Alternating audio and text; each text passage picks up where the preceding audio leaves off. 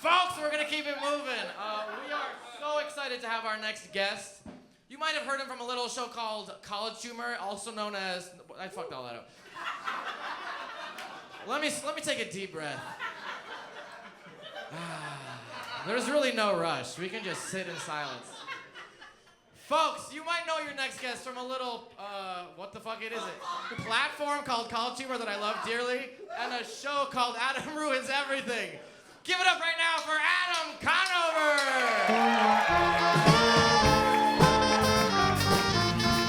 Hello, everybody. How we doing, folks?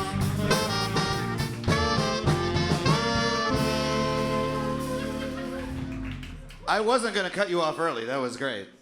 This show duplicates my favorite thing about late night comedy, which is watching a band wait around.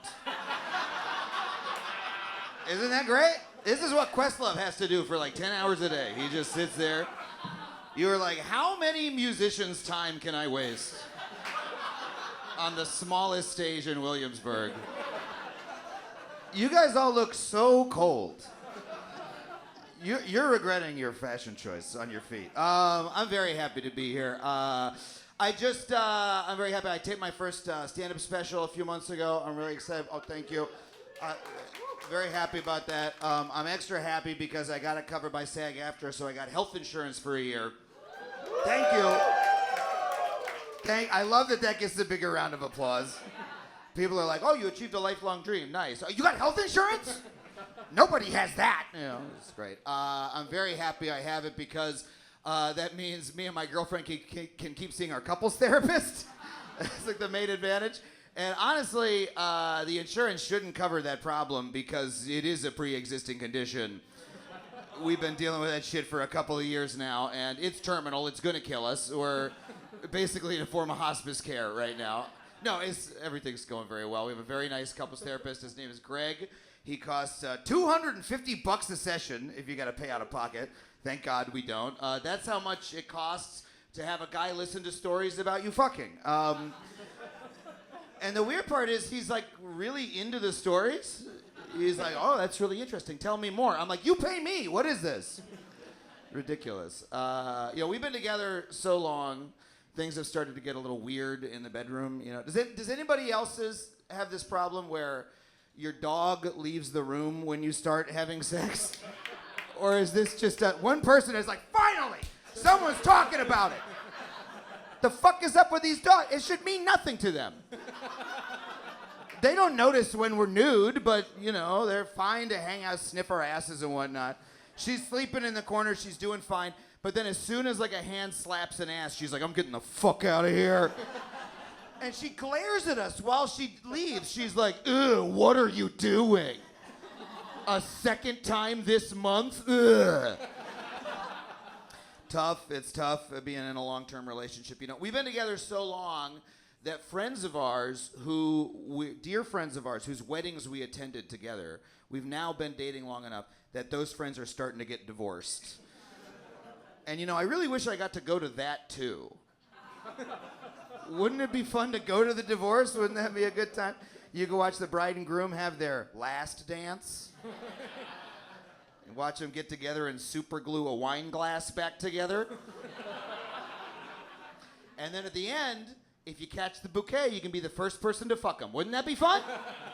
That's what everyone's waiting for, you know. Monogamy is a prison. I think everybody agrees on that. It's just a prison some people entered into willingly. Lock me up, I don't want to live anymore, you know. We've been together so long. Friends of ours are starting to go non-monogamous. They're starting to open up their relationships. Not us. We are devastatingly monogamous. We get home every day and we're like, lock the door.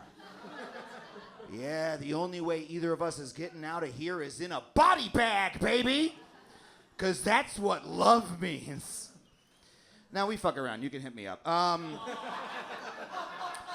Doors swinging in the breeze, you know? It's like more of a cat door, honestly, is what it is. You can go in and out as you please. I think the fear about non-monogamy for a lot of people is that they're worried they're going to be accused of being greedy, that they're going to be accused of wanting to have their cake and eat it too.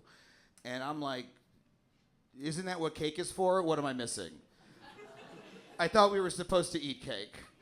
Like, I understand if you eat it, you don't get to have it anymore, but that's what the Entenmann's aisle is for. There's always more cake. There's, like, think about, you could have a cake, eat a cake, have a cake, eat a cake, right? That's a life, I think. I don't want to be some kind of fucking cake collector just sitting there my whole life going, I haven't touched this cake since 1975, you know? That joke never fucking works. It's good. It hasn't worked for 6 months, and last week I did a show at a sex shop and it killed. And I was like, see, these people are right. I don't know. I gotta do more sex shop comedy. I think that men, especially straight men, have a lot of shame about sex that we don't acknowledge. I was brought up to think that jerking off was shameful. I think a lot of men were as well. I think that's really sad because that is the only self-care we ever give ourselves. Like, that's the one me time in my entire day is when I jerk off. I'm like, I think it should be like a bubble bath. You know, it's relaxing. There's a frothy liquid involved. It's better if you light a candle, you know? Like, I want to take care of myself, you know what I mean? There was one new part of that joke, but I'm not fucking doing it. See, now that's the kind of comic I am. You're like, the joke was a B-, but the thing he said after it didn't work, that was funny. That's what I like to do. I think that, I've been trying to get more in touch with myself sexually. I'm 40 years old. I've suddenly realized... Did you hear that? I said I'm 40 years old, and someone went... What do you guys think that meant? To me, it sounded like, yeah, you would be. The fuck is that supposed to mean? What? What? You didn't know I could hear you. The entire point of this exercise is for you to make sounds that I hear. That's what we're doing. What did you mean by the little, what do you think it meant? No,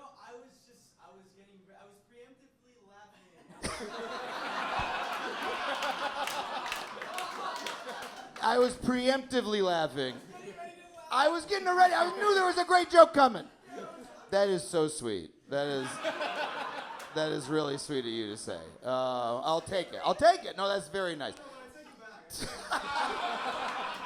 You take it back. Okay, that's fine. I'm obsessed with that. What if could you guys all at once just make that sound? Okay, on the count of 3, let's all make that sound. 1, 2, 3.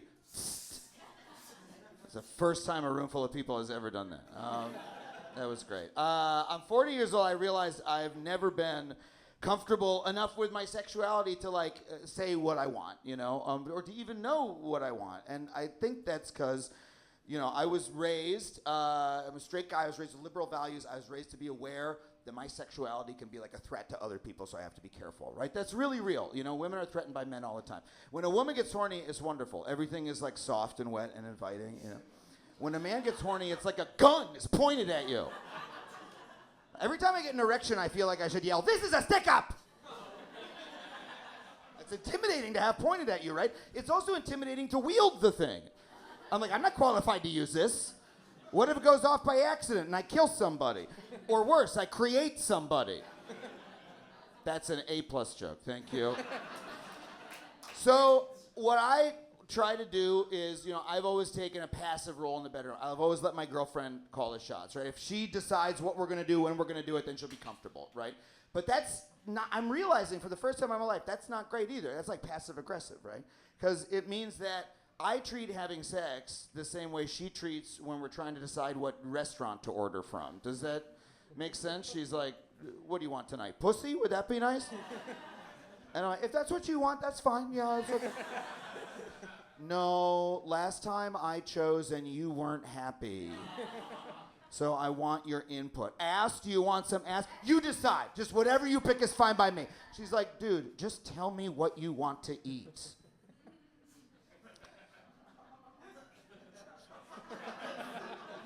That was the slowest burn I've ever experienced. But here's the problem, okay? I actually don't want to eat at all. I want to be fed.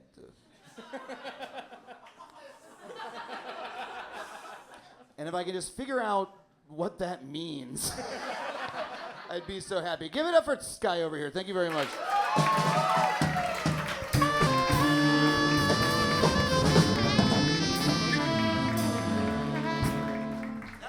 on my water, but thank you.